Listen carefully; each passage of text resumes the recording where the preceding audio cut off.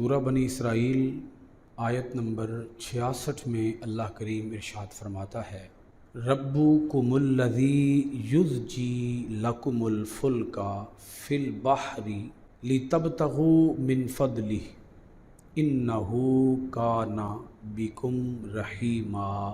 تمہارا رب وہ ہے جو چلاتا ہے تمہارے لیے کشتیوں کو سمندر میں تاکہ تم تلاش کرو بحری سفر کے ذریعے اس کا فضل، بے شک وہ تمہارے ساتھ ہمیشہ رحم فرمانے والا ہے۔ اللہ کریم نے اس آیت مبارکہ کے اندر امپورٹ ایکسپورٹ، درآمدات برآمدات کا جو پورا سٹرکچر ہے اسے بیان فرما دیا ہے۔ یہ بات آپ کے علم میں ہوگی کہ جتنا بھی عالمی منڈیوں کے اندر سامان پہنچایا جاتا ہے ایک ملک سے دوسرے ملک کی طرف، جتنا بھی سامان منتقل کیا جاتا ہے وہ بحری جہازوں کے ذریعے ہی منتقل ہوتا ہے۔ تو اللہ پاک فرماتا ہے کہ یہ جو پانی کی سطح کے اوپر کشتیاں تیرتی پھرتی ہیں، بڑے بڑے بحری جہاز رواں دواں ہیں، اللہ پاک فرماتا ہے ذرا سوچو یہ کون چلاتا ہے جہازوں کو؟ اللہ پاک فرماتا ہے تم نہیں چلاتے، اللہ چلاتا ہے۔ یہ دیکھیں نا، ربک لفظ دیکھیں کتنے پیارے ہیں، ربکم الذی یزجی لکم الفلک، تمہارا رب وہ ہے جو چلاتا ہے تمہارے لیے کشتیوں کو۔ تمہارا رب چلاتا ہے، تم نہیں چلاتے۔ کشتیاں اگر تم نے بنا لی ہیں تو کیا سمجھتے ہو تم نے بنا لی ہیں؟ نہیں، اللہ نے بنائی ہیں۔ اللہ نے تمہیں عقل دی ہے، اس عقل کے ذریعے تم نے کشتیاں بنائی ہیں، تو پھر کس نے بنائی؟ اللہ نے بنائی۔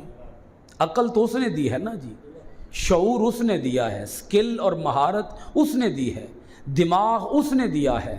دماغ ہی نہ ہوتا تو کشتی کیسے بنتی؟ دماغ ہی نہ ہوتا تو بحری جہاز کیسے بنتے؟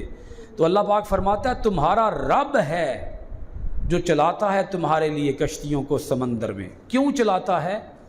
لِتَبْتَغُوا مِن فَضْلِهِ، تاکہ تم اللہ کے فضل کو تلاش کر سکو۔ وہ تمہارے لیے چلاتا ہے کشتیاں تاکہ تم ان کشتیوں کو چلا کر اللہ کا فضل تلاش کر سکو۔ رزق کے لیے اللہ پاک نے یہاں لفظ فضل استعمال فرمایا، اشارہ اس جانب ہے کہ تم جو کچھ کماتے ہو یہ محض فضل الہی سے کماتے ہو۔ اگر اللہ کا فضل نہ ہو تو تم کما نہیں سکتے، یہ اللہ کا فضل ہے تم پر، رزق اللہ کا فضل ہوتا ہے۔ اللہ پاک نے یہاں اس جانب بھی اشارہ فرما دیا، انہ کان بکم رحیما، اس کا فضل، اچھا بے شک وہ تمہارے ساتھ ہمیشہ رحم فرمانے والا ہے۔ اس کے رحم کا سلسلہ کبھی ٹوٹتا نہیں، کبھی منقطع نہیں ہوتا۔ یہاں اللہ کریم نے ایک بات یہ بھی ارشاد فرما دی اپنے بندوں کو سمجھانے کے لیے کہ صرف اپنے ملک تک اپنی تجارت محدود نہ رکھو، جاؤ عالمی منڈیوں کے اندر اپنا سامان لے کر جاؤ، اپنے اندر اتنی مہارت حاصل کرو، قوت حاصل کرو، سکل حاصل کرو، کاریگری حاصل کرو، اتنی تم مہارت حاصل کرو کہ تمہارا سامان دوسرے ملکوں کے اندر بھی بک سکے، عالمی چیزوں کے ساتھ تم مقابلہ کر سکو۔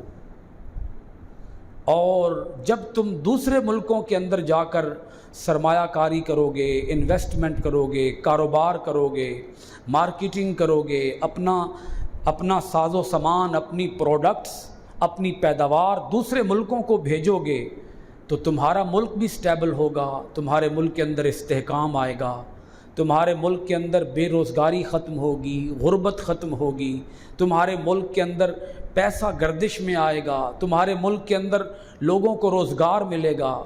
تو اللہ پاک فرماتا ہے کرو، درآمدات بھی کرو، برآمدات بھی کرو، اپنے ساز و سامان کو دوسرے ملکوں تک پہنچاؤ، اپنی تجارت کو وسیع کرو، صرف ایک شہر تک اپنی تجارت کو محدود نہ رکھو، کاروبار وسیع ہے، اللہ کی زمین بڑی وسیع ہے، پھیل جاؤ اللہ کی زمین پر۔